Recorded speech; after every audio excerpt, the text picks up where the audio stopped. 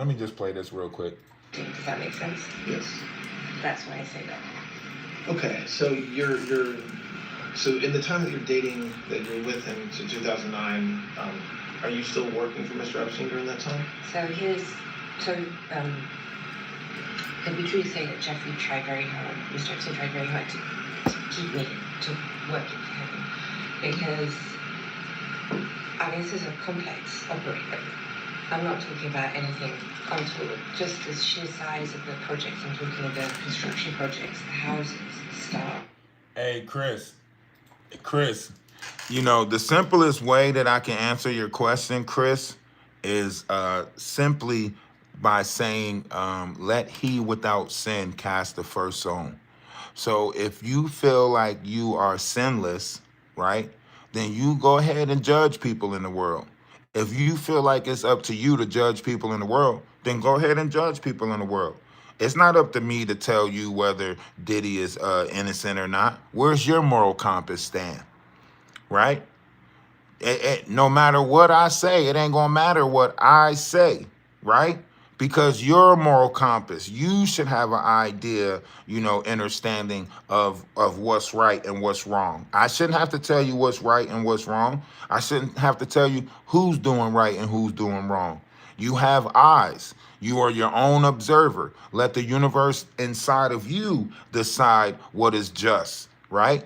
I shouldn't have to decide what is just for you. Your moral compass should study that, right? Not study. I'm sorry. I read that sentence and put it in my damn phrase. Your moral compass should tell you who's right, who's wrong. You shouldn't be going to look for people outside yourself to tell you who's right and who's wrong. It said, he who is inside of you is stronger than he who is in the world. So you can't come look for me. You can't come look to me to tell you what's right or wrong. You got to look inside of you to tell you what's right or wrong.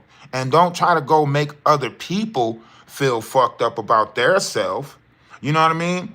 About what their choices are. You want to go around and say, what you think about this? What you think about that? Oh, so you want to put other people, you know, you yourself. I know what's right and wrong.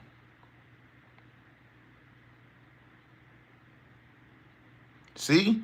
Why are you putting my daughter involved? What the fuck do my daughter got to do with this, Chris? You see what I'm saying? Do you see what you're doing? You see how you don't make no sense? Because you're trauma bonding. You come from a victimizing mindset.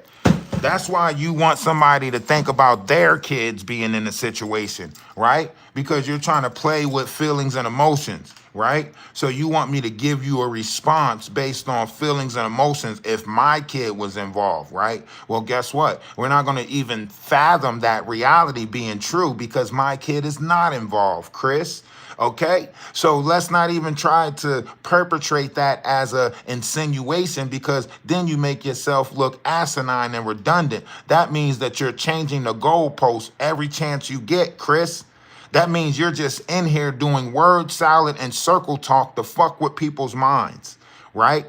So you're showing your true colors, Chris. You're not in here for clarity. You're not in here for understanding. You're not even in here for enlightenment. You're just in here just to say whatever to fuck with people. Huh? Why would you put my daughter in it? He did say that. He said if your daughter was in it. That's what he said. That means he's trying to get a feelings and emotion response out of me, not logically. Logically, my daughter's not in a situation, right? Feelings and emotion-wise, you can try to make me think of how I would feel if my daughter was in a situation. You get what I'm saying? I'm just saying. Pay attention. Don't be fooled. Really significant. Don't be fooled. And I ran all the properties, the staff in the property, the management of the properties, and all the construction. And we're talking tens of millions of dollars that I ended up doing. I can't remember. He didn't get an emotional response. He got me telling him that he's not getting that. It was a very significant project. And so that was what I did, and I managed the budgets. well, not, I didn't manage the budgets, I oversaw the budget. So I would just make sure that if you said you bought an air conditioning plant, I saw an air conditioning plant, then I could call the island manager, did you receive the carrier, whatever, you know. When did Mr. Epstein purchase the island? I want to say 96 or 97, something like that. Okay, so we're going to come back and spend more time on the money with respect to Mr. Epstein. And Now, I want to pause that for a second. You know, they said that Epstein bought the island in 96, 97. Some of the flight logs that they have with Donald Trump is from 87 and 93, right? 93, 87, so on and so forth. So I'm trying to figure out, like, if he bought the island in 96, then we should be looking at the logs from 96 on up, or was they visiting that island before he bought the island? I don't know, because they saying, like, let's get the Epstein Island files, but if he bought the island in 96 and Donald Trump was taking flights with him in 93, 90, or 87, we need to see some updates. We need to see some updated logs. well, but just so we can finish this, so in 2009, you ended your relationship with Ted? 2009, 2010. Okay. I can't remember if it was 10. Okay. So in that time period, what happens next as far as your relationship with Mr. Epstein? I don't have one with him. You don't have one with him, like, you don't see him, or it's just a different relationship? I did see, I maybe saw him once or twice, maybe even 3 times. I certainly went to his house once, for sure. Maybe twice. But I was not seeing him. The only time that I was in touch with him was when the things happened, like things I mean in the press that affected me, or when the CVRA case was filed and there was all that rubbish that went out, because I needed information, because I didn't know anything about what was happening, and I needed his help. I doesn't make it sound right. Rephrase that. I don't mean his help. I meant to have answers so that I had an ability to defend myself. That's what I'm talking about. I'm not So talking when anything. does that relationship change? So you're working, you talked about when the physical relationship stopped, and then you're still working for him or with him, managing his properties and serving as like a general manager. You then start your own relationship with another individual with Ted from 2003 till 2009 or 10. At what point in that whole period is there like more of a break where you're no longer acting as his general manager? I wanted to have a full break when I started dating Ted, and he was clever. I suppose it would be true to say that I sort of viewed Mr. Epstein at that point as sort of family, if you will, like someone I could rely on. And I should have had more confidence in myself, I can see that now, but at the time, given everything that had happened in my life, I thought that it was, and I saw how he was with other people like Eva, who seemed to be very comfortable saying that. I thought this would be, and he always said I was like family, so he worked hard to maintain a relationship with me. He was generous with me. He let me use the plane, for instance, which was very generous. He would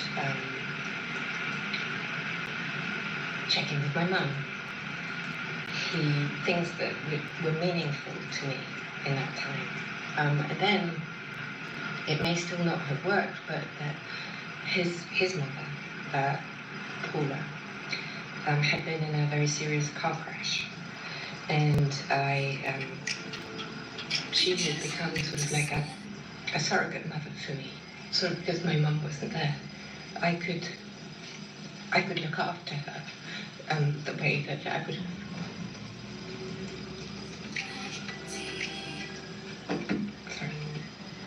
Sorry. The way that I would have liked to look after my own mum. So I became very close to his mother. And she had been in a car crash, and in 2000, 2004, I believe. It may have been 5. I don't recall exactly. Her health took a serious decline. And Epstein called me and asked me if I could look after her. By looking after her, that meant doctors, making sure she had new clothes, making sure her house was clean. Where was she? She lived in a retirement establishment outside of Palm Beach, it's West Palm. I was going to say something like the Golden Girls, but it's not called that. I just don't remember what it's called. But it was an old age. It was a retirement home, if you will. Todd, I don't know. We've been going for maybe about an hour now. Is this a good time? Yeah. So we'll take a break. Yeah. All right, so we're going to take a break. The time is 10:56. I definitely witnessed a progression in Mr. Epstein's behavior and a modification, if you will, where in the past, in the early 90s, I don't remember traveling so much with other people, or there'd be a masseuse or a yoga person, but now he started to travel with always a masseuse, whereas in the past it wasn't always a masseuse or always an instructor. There was now starting to be always an individual or a friend or whatever. There's always maybe the word would be entourage. But these were always people in their 20s, late 20s, early 30s, as my memory sees it, as I observed that time. And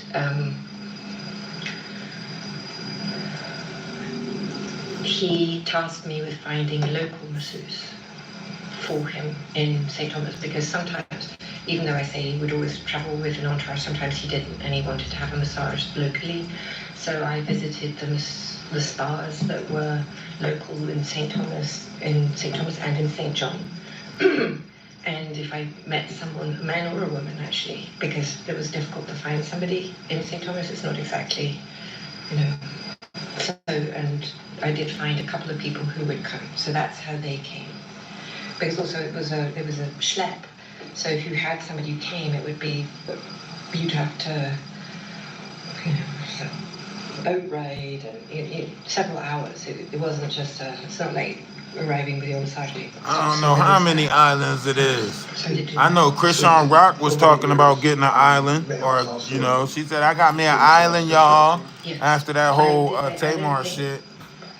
At the beginning, definitely, and I would say towards sort of again late 90s. I don't remember any men.